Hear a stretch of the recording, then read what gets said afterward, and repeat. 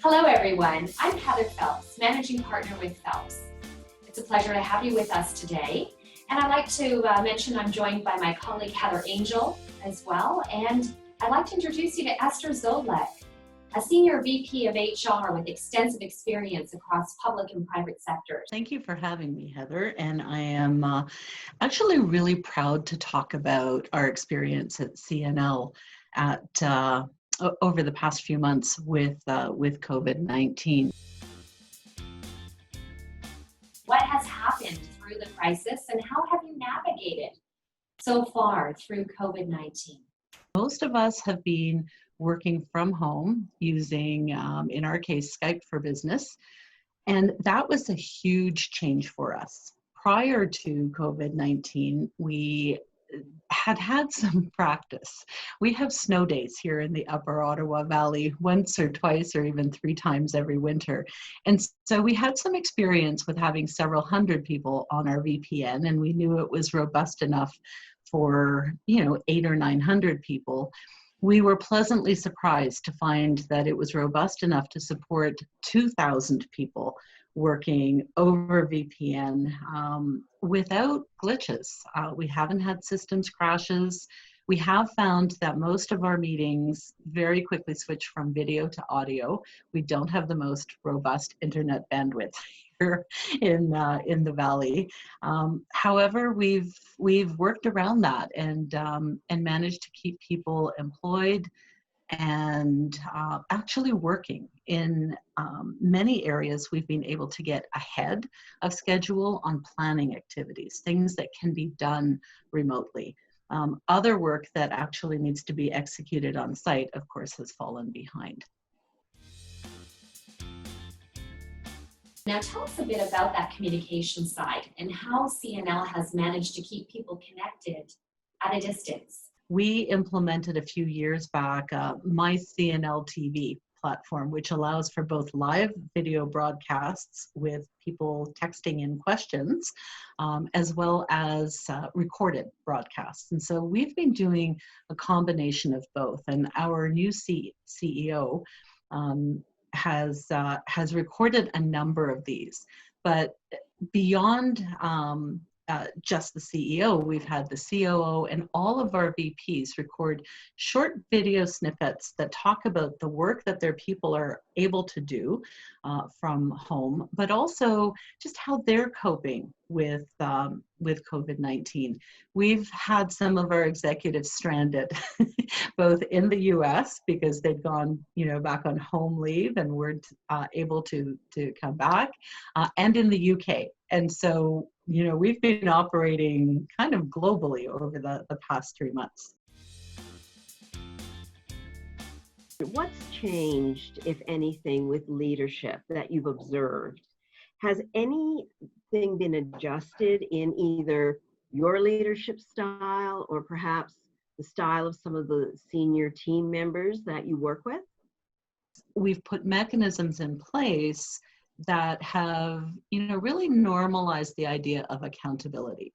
When you go into the office, you do your work or you don't do your work or whatever, and you don't report in at the end of the day. And, your manager assumes that you're doing what you're supposed to do until and unless something falls off the track. With the reporting in at the end of the day, I think, it's brought accountability up a notch, but it's also allowed leaders to be able to, find additional work for people who are feeling like they have more bandwidth, find those people who have bandwidth to support and assist people who are feeling a little overwhelmed. So Esther, that brings to mind the future and the future of leadership. So in your opinion, what kind of leadership capabilities do you think we will need in at least the near future? Because we expect to not be the same as we were before. There will be a new normal. And what kind of capabilities in leadership will be most effective, do you think, going forward? So certainly, resilience and grit and stick-to-itiveness are going to be really important. The new normal is not going to look like the old normal, and it's going to be, some time coming. We're still, I think, generally speaking, in that awkward period of change. So it's not the old way, but we don't really have a new way. So everything feels a little uncomfortable and a little uncertain. So that ability to be okay with uncertainty and ambiguity, and the emotional intelligence to be able to appropriately share the struggles that a leader is going through with their team, so that they open up a space for team members to say, oh, me too. Oh, me too. I've said to people, I don't know about you, but I'm finding, being constantly on video meetings is exhausting. And I keep reading that it's exhausting for people. And it's because our brains are being retrained. And the number of people have said, oh, yeah, now that you mention it, because we're kind of socialized not to talk about those kinds of things. It's not supposed to be hard. We're supposed to just be able to shift. But we can't, there's always that awkwardness. I think leaders going forward need to cultivate that connectivity with employees like never before. So Esther, you raised some very interesting comments and remarks. What do you think going forward in the future for employers is important, particularly around people's perception of their brand coming out of COVID-19? I think the reality is that employees of all kinds at all levels across industries are really looking to how their employers are dealing with the pandemic and how they're taking care of them through the pandemic. And so one of the things I think we need to be aware of as employers is our actions right now speak much louder than our words. Doesn't matter what cool things we have on our recruitment website.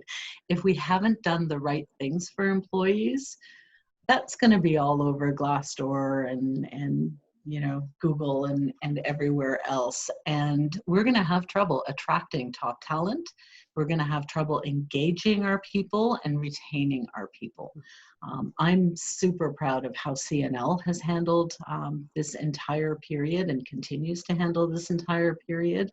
I think it's a real testament to our senior leaders and the entire organization and our client, AECL. I think that will really help us with our brand. And I think any employer who has, really hand over heart done the right things for their people is going to have the same, good, positive effect from that. And I think other employers who have, perhaps been less, long-sighted or more short-sighted rather, or who, perhaps simply haven't been able to do some of the right things.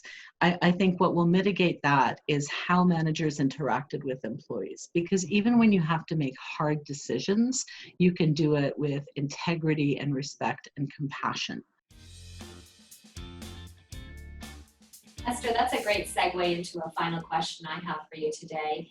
I'd like to know if there are some great stories of caring and giving or innovation happening in your organization that you'd like to share with us. The thing I'm most proud of is CNL partnered with a number of organizations across Canada and in Europe and Italy to design, test, get approval for a new ventilator design that is comprised of parts that are available off the shelf.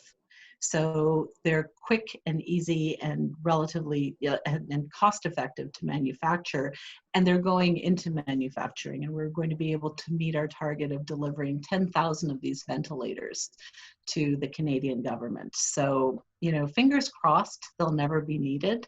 But that whole spirit of what can we do? I mean, we had over 120 suggestions from employees, soup to nuts, about what we could do to help Canada in the world. And I'm really proud of that. Inspiring stories. Yeah. Thank you again, Esther. We've really enjoyed our time with you, and thank you very much for taking the time to share such great insights with us. You're very welcome.